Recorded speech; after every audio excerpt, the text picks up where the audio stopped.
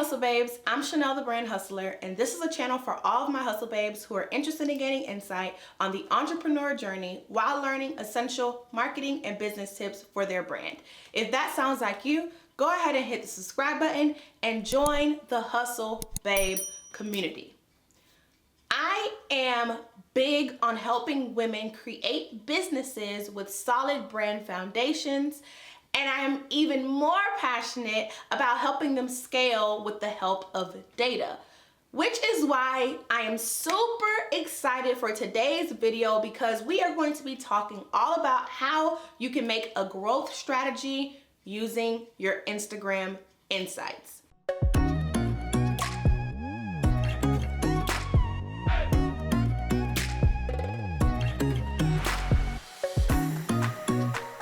Now, if you're watching this like, girl, I don't even know what Instagram Insights are, trust me, I got you, okay?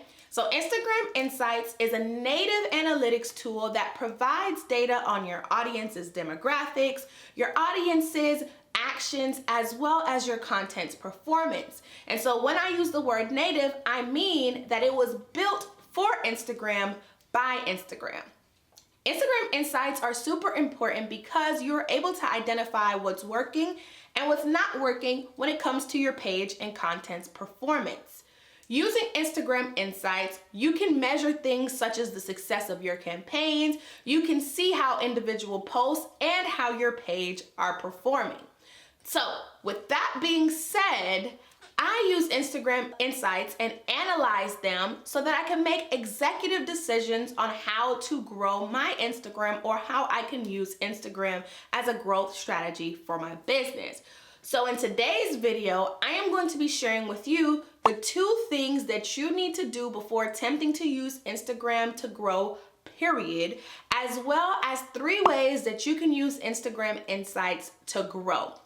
But before we get into that, I want to mention that I am now doing Hustle Babe shoutouts. So this is something that I mentioned in my previous video, and I'm going to give you a chance to enter again, and all you have to do is subscribe to this channel, chat it up in the comment section, and then take it to your Instagram story and show us that you're watching this video by either screenshotting it on your phone, or if you're watching it on the big screen on your TV, you could go ahead and record a little snippet of it on your phone and then tag me on your Instagram story.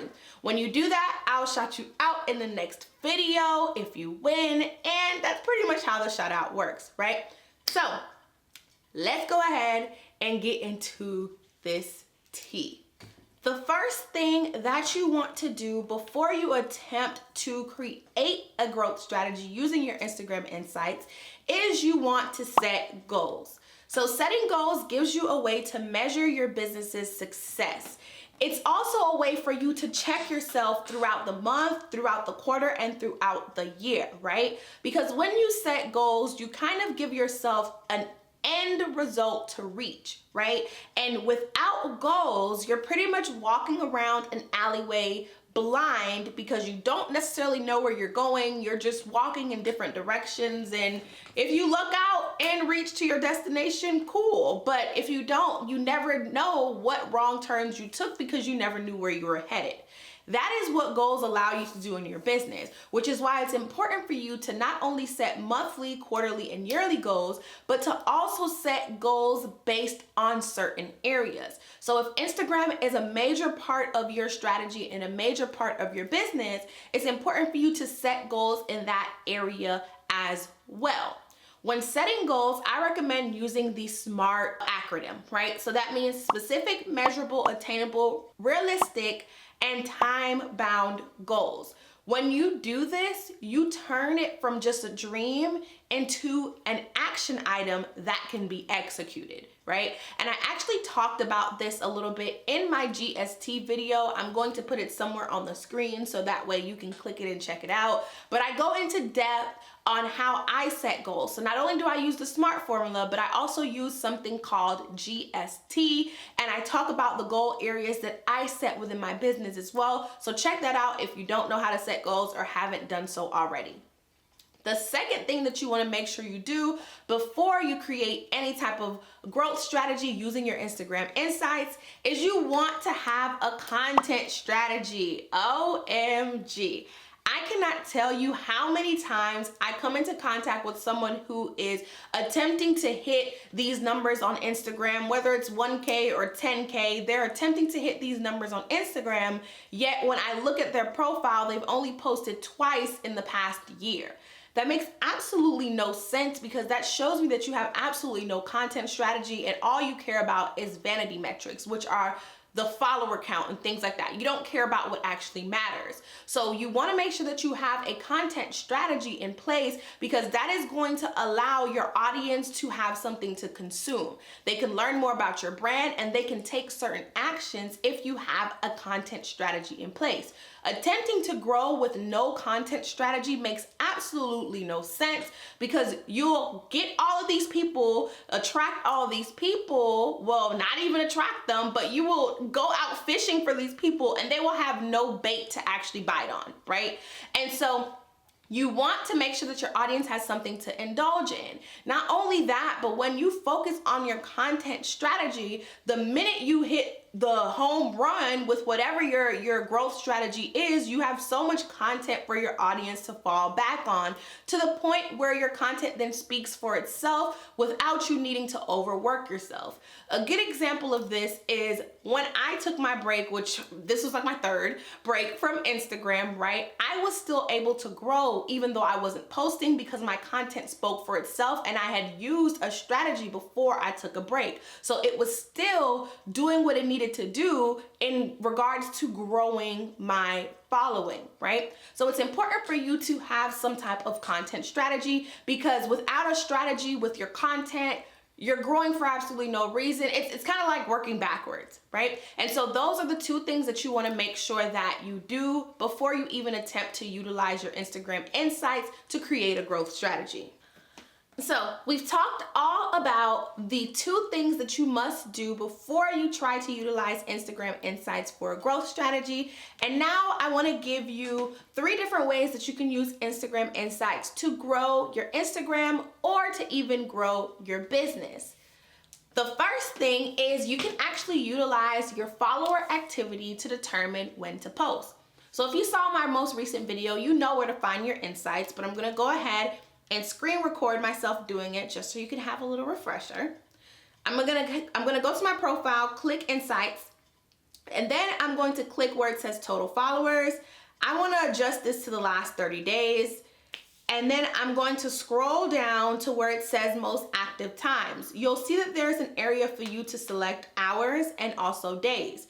If you select days, you'll see the bar graph from Sunday through Saturday. And if you tap the bar graph, you'll see the exact numbers, and you'll see that my top days are Mondays, Tuesdays, and Wednesdays.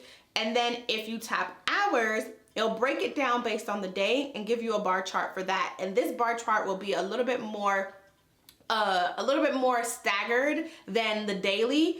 And so if you tap it, you'll see that, for example, on Mondays, my highest time is at that 6 to 9 period, right? And the reason why I say it's kind of like a 6 to 9 period is because, as you see, this is every 3 hours. So each bar graph stands for a period of time. So keep that in mind, right? And so one of the things that I actually do is I utilize later.com, which is a social media scheduling tool, but it also is a Instagram analytics tool, and I export my follower data from Later, and it breaks it down a little bit more than Instagram does. It breaks it down hour by hour and tells me the amount of people that are active on Instagram hour by hour that are following me, of course. And I utilize that, pull it into an Excel sheet, and then I kind of color mark it. So I put like the highest points in dark green, the kind of good points in a lighter green, some okay points in orange, and then my do not post times completely in red, which are my lowest points. That is something that I use whenever I am planning my content and scheduling out my content. I can use that Excel chart as like a quick reference to see when I should post. Another thing that I also do is I post right before the peak times. This is something that I'm testing out, but you can test out whatever strategy you want to utilize in your followers' activity. And so what I do is, let's say 5 o'clock, my followers that are active are gonna jump from 6,000 to 7,500.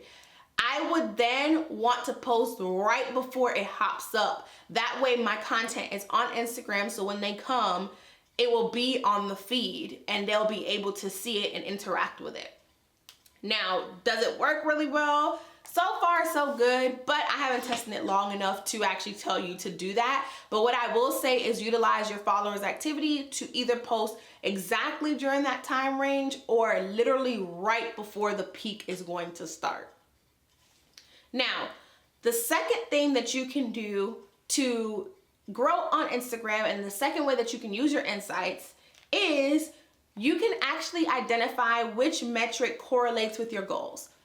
One of the two things that I said that you must do before you try to create any type of growth strategy, period, is you want to set goals. Once you set clear goals using the SMART acronym, you are going to know exactly what feeds into that goal, because you're going to be able to build out my GST, right? So you're going to be able to build out the strategies within that goal, the tactics within that goal. And when you're able to do that, you are going to easily identify which Instagram metric correlates with your goals. I'm going to give you examples of that. Let's say you wanted to grow your business, and one of the ways that you want to grow your business is by increasing your web traffic, because the current web traffic you have right now brings in maybe, let's say, 5K a month in sales, and you plan on increasing that from 5K to, I don't know, 10K, right? Let's say that you're getting a certain amount of traffic and you decide that, I want to test out what it'll look like if I try to double the traffic to my website to see what the impact will be on my sales. Will my sales actually double? So you look at how Instagram feeds into your website traffic, and you notice that Instagram pumps 75% of that traffic to your website. One of the things that you can do is you can then look at your Instagram posts and identify which posts drive the most website clicks. And using that information, you can then create more content like that. So let's pull up my phone again and let me show you exactly what I mean, right? So I actually didn't have a real link in my bio when I was posting at first. Well, not at first, but recently. But we're gonna see here. I'm going to go to, let's just go to overall insights. I'm going to go to overall insights. I'm going to click the content I shared within the last year, and then I'm going to change reach to say website taps. There we go. All right. So once I change the reach to say website taps, I see that my quit having surprise launches post is on top. I also see that the post where I talked about my accomplishments for the past year is top 2. And then I see where I highlighted top 5 mistakes boutique owners made was top 3. So if I look at these, I can kind of see, do they have anything in common? And if they do, then I need to create more content like that. If they don't have something in common, then what do each of these posts do individually themselves? And what did they do well? So when I look at this, the quit having surprise launches and the top 5 mistakes boutique owners make, both are calling out a customer pain point, right? So I'm telling you, like, hey, you're doing this launch thing all wrong, or hey, you're doing this boutique thing all wrong. That awakens people, right? And so maybe I want to create more content like that if I want to drive more website traffic. Another thing is that I have an accomplished post that highlighted all my accomplishments as top 2. I then have another accomplished post as the number 4 on that slot, which shows that when I showcase how well I'm doing in life, people have the tendency to want to work with me. Interesting, right? So you can look at your insights and determine some of that stuff. Now, what I will say is that Instagram and tracking website clicks, to me, aren't the very best, I always look at my Shopify back end. So I look at what Shopify is telling me where these people came from, because Shopify will tell you whether they came from Instagram, etc. Sometimes people will interact with a post, but maybe they'll visit your website a little bit later. They'll come back to your profile and then visit your website, but it's not going to track as a result of your post because they kind of came back to your profile later, when in reality it could actually feed into that. But for the sake of trying to figure out what type of posts to create, then you can definitely look at your post by post website metrics. Now, another example of how you can look into which metric correlates with your goals is, let's say that you have like a community goal, like you have some type of awareness and you want to build community among your followers. Then a metric that correlates to that would be engagement. So looking at your posts that had top engagement would be a big thing for you. So engagement is classified as likes, comments, shares, saves, things like that. But when it comes to building community, you probably want to pay attention to comments more than you want to pay attention to likes, because commenting shows that people are comfortable enough with sharing their opinions on your slice of the platform. Another example is follower growth. So many of us, we want to grow on Instagram. And one of the things that directly correlate to growth is reach. The more people you're able to reach, the more people tend to follow you, especially if you have great content. So when it comes to paying attention to your reach, you can do the same thing where you have, you look at your posts and you see what your reach was for each of those types of posts, and you can say, okay, well, I'm going to generate more content like this, so that way I can continue to get the reach. Not only that, but Instagram now has so many different ways that you can create content. There's IG Reels, there's IGTV, IG Live, carousel posts, static posts, which are just the one photo, and then you also have the ability to create like videos in feed, right? And who's to say whatever else they're gonna come up with? But there's so many different content types out there that you can test them out, see which one brings you the best result for your particular goal. So maybe IG Reels brings the best results for reach. That's something to consider. Maybe your lives do the most for you in regards to community and responses. Maybe do more lives if you're trying to build community. Now, the third way that you can use your IG insights to grow on Instagram or grow your business, period, is to set goals per content type. I just mentioned how many different types of content there are on Instagram. There are so many different types of content that there is absolutely no reason why you should have the same goals for each piece of content. I'm going to break this down a little bit more so that it could be a little bit more clear, right? So when you're setting goals, yes, you need to have an overall goal for your Instagram if it plays into your Instagram strategy. Yes, but you also need to know going in that if you're posting on Instagram, there are different types of content that serve different purposes. I don't post every single piece of content expecting a bunch of likes. I don't post every piece of content expecting a bunch of saves. There are particular content that I post with the purpose of, oh, this is something that I want people to save and come back to. Why? Because when they save and come back to it, they'll notice that the information I gave is very helpful, and then that will make them want to then opt into my email list or whatever class I have going on, etc., etc. There are some things that I'm focused strictly on, like the shares. I want it to get out to as many people as possible. I want this to get in front of the eyes of as many people as possible, so that way they can recognize who I am. The things that, just to let you in on me, the things that I want shared the most are my accomplishment posts. Why? Because, to be completely honest, we live in a monkey see, monkey do world. And so if I accomplish something and it's being shared among the masses, not only are people going to be inclined to come and say congrats because it's a fellow Black woman doing their thing, da da da da? But then they're gonna be like, oh my God, like, you know, check her out. Let me see what she got going on, right? And the same thing goes for you and your products. If you have a certain content piece that you think, or content type, I'm sorry, that serves the purpose of shares, you want it to get in front of certain eyes, things like that, that could be your reels. And when it gets in front of certain eyes, maybe it's entertaining and people are like, oh my God, this is so funny, I've never seen a boutique do this before, let me go see what else they have going on.